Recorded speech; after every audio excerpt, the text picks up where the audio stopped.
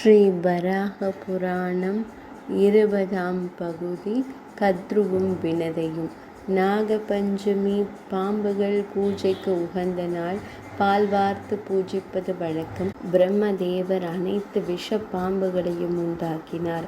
அவற்றுள் அனந்தன், வாசுகி, கார்கோடகன், பதுமன், மகாபத்மன், சங்கன், குடிகன், பாபா, ரஜிதா மற்றும் அபராஜிதா இந்த பாம்புகள் மக்களை அழித்து வரவே தேவர்கள் பிரம்மதேவரிடம் முறையிட்டனர்.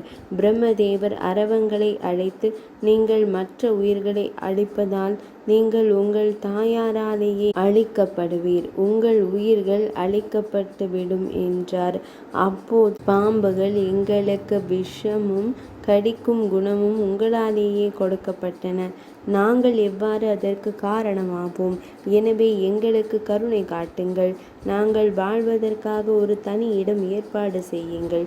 அதன்படி அவை பாதாள, விதள, சுதள லோகத்தில் வசிக்க ஆணையிட்டார். அரவங்களிடம் பிரம்மதேவர் அடுத்த கல்பத்தில் காஷ்யப முனிவருக்கும் அவரின் மனைவி கத்ருவிற்கும் குழந்தைகளாக பிறப்பீர்கள் என வரமளித்தார். கத்ருவும் வினதையும் தக்ஷனது திருமகள்கள் ஆவார்கள். கஷ்யப முனிவரை திருமணம் செய்தார்கள். கத்ரு கஷ்யப முனிவரின் வரம் வேண்டி 1000 விஷமுள்ள பாம்புகளை பெற்றாள். வினதையானவள் கத்ருவின் 1000 குழந்தைகளை விட சக்தி வாய்ந்த 2 குழந்தைகளை வரமாக வேண்டி பெற்றாள். அவளுடைய 2 கருவில் ஒன்றை விரைவாக பிரசவிக்க முயல அது முடமாக பிறந்தது. அந்த குழந்தையின் பெயர் அருணன். அருணன் சூரிய பகவானுக்கு தேரோட்டியானார்.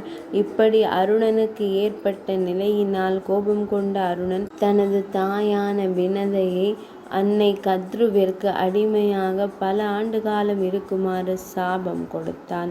மேலும் அருணன் வினதையிடம் மற்றொரு கரு நன்றாக பிறந்து அதன் தாயை அடிமைத்தனத்திலிருந்து விடுவிப்பான் என்றான். உச்சை ஸ்ரவஸ் தேவேந்திரனின் குதிரை. கத்ருவும் வினதையும் ஒரு முறை அதன் வாலில் நிறம் பற்றி பந்தயம் கட்டினர். வினதை அது வெள்ளை என்று கூற, கத்ரு அது தவறு, அதன் வால் கருப்பு என்றாள்.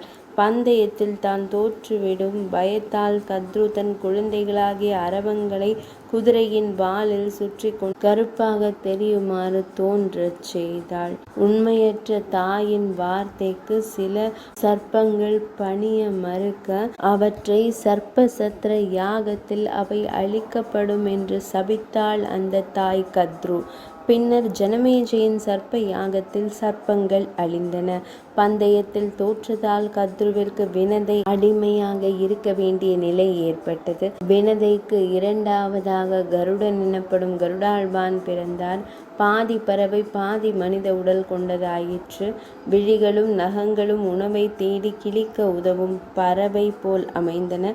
முகம் வெளுப்பாயிருந்தது. இறக்கைகள் சிவப்பு நிறம், உடல் பொன் நிறம். கருடனுக்கு சர்ப்பங்கள் உணவாகும் என்று பிரம்மதேவர் வரமளித்தார்.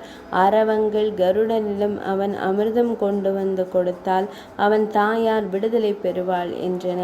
நேராக அமிர்தத்தை தராமல் குசப்புல்லான தர்பை புல் மேல் அமிர்தம் எடுக்குமாறு உபாயம் செய்ய அரவங்களுக்கு முள்கரண்டி போன்ற நாக்கு, அதாவது இரட்டை நாக்கு ஏற்பட்டது.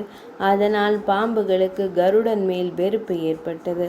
அரவங்களின் ஆயுள் முடிவு வரை மட்டுமே கடிக்கும். கருட மந்திரம் அறிந்தவர்களை, நல்லவர்களை அது கடிக்காது.